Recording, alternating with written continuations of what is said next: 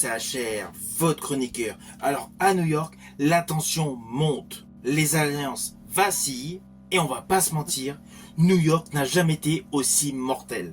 Voici donc tout simplement ce qu'il faut savoir de la saison 2 de Dead City. Let's go! Alors la deuxième saison reprend exactement là où on s'était arrêté, avec principalement la lutte pour la récupération du fameux méthane. Dès la scène d'ouverture, l'ambiance post-apocalyptique est là. Nous voyons des zombies dans les rues de New York. Et au fil des épisodes, nous avons des méchants au fort caractère, aux personnages parfaitement écrits, qui se dévoilent pour notre plus grand plaisir. Perso, j'ai préféré cette seconde saison de Dead City. Alors oui, je suis un fan d'Escape from New York de John Carpenter. On va pas se mentir, l'ombre de ce film plane sur la totalité de la série. L'ambiance est là. New Babylon est hors de l'île Manhattan et veut justement pénétrer Manhattan, comme jadis Snake Plissken. À cela s'ajoute beaucoup plus d'ampleur sur le personnage du Croate, un côté retour aux sources pour le personnage de Negan, je pense notamment avec sa fameuse Bats, et la colère à son paroxysme du personnage de Maggie. Alors ceci était prévisible, mais ce qui ne l'était pas, c'est l'envoûtement orchestré par un personnage clé sur le fils de Maggie. À cela s'ajoute beaucoup de narration importante et intéressante, et je rajouterais et captivante. Alors ceci dit, côté scénario, il y a des épisodes, on va pas se mentir, ça bavarde beaucoup. Mais c'est pas mal. Par contre, il faut vraiment être ancré dans la culture de Walking Dead. Il y a beaucoup de références, beaucoup de clins d'œil. Pour les néophytes de cet univers très étendu, il y a certains épisodes qui peuvent faire perdre pied. Et pour les aficionados comme moi de tout l'univers de Walking Dead, forcément, c'est un intérêt supplémentaire. Alors ceci dit, en numéro 1, j'ai toujours la saga des The Walking Dead. Après, je mets les Fear the Walking Dead. Et vraiment, mais juste après, et je pense que c'est en train de rejoindre le niveau de Fear the Walking Dead, je rajouterai Dead City. Daryl, c'est pas mal, mais je le mettrai en dessous. Et Beyond the Walking Dead, je n'ai pas du tout aimé. Mais bon. Je vous ai donc précisé que sur l'ensemble de cette série, il y a l'ombre du chef-d'œuvre culte de John Carpenter. Et pas uniquement sur le fait de Manhattan et des personnes extérieures veulent intégrer Manhattan. Si vous ne connaissez pas ce film jadis porté par Kurt Russell, avec son personnage Snake Plissken, sachez que dans celui-ci, il y avait des combats. La micro-société s'était développée de telle manière que certains travers de la vie courante et du quotidien se retrouvaient en place et lieu au cœur même de l'île de Manhattan. Notamment des trafics, des rackets et des combats. Et justement, dans cette seconde saison, nous découvrons des combats entre zombies où justement des survivants parient. Donc cette ambiance, ce côté punchy et brutal fait aisément écho avec le film Escape from New York. Alors ceci dit, concernant les combats, il y a un petit détail.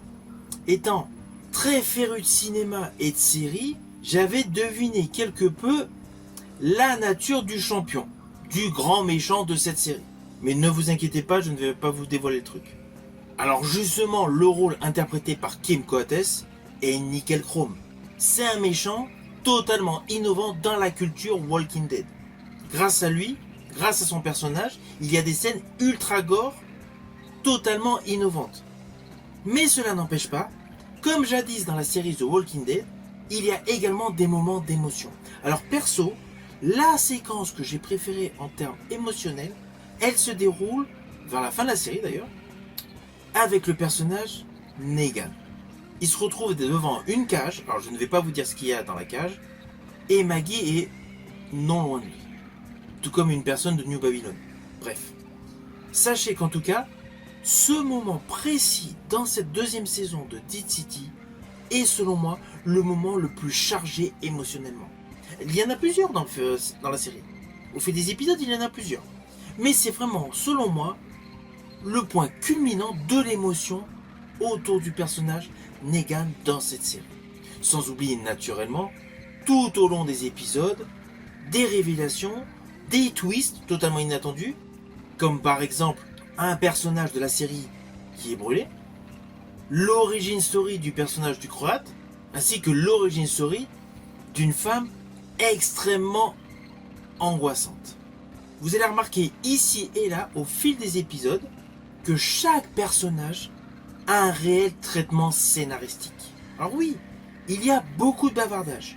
Il y a un petit peu moins d'action que jadis dans la saga The Walking Dead.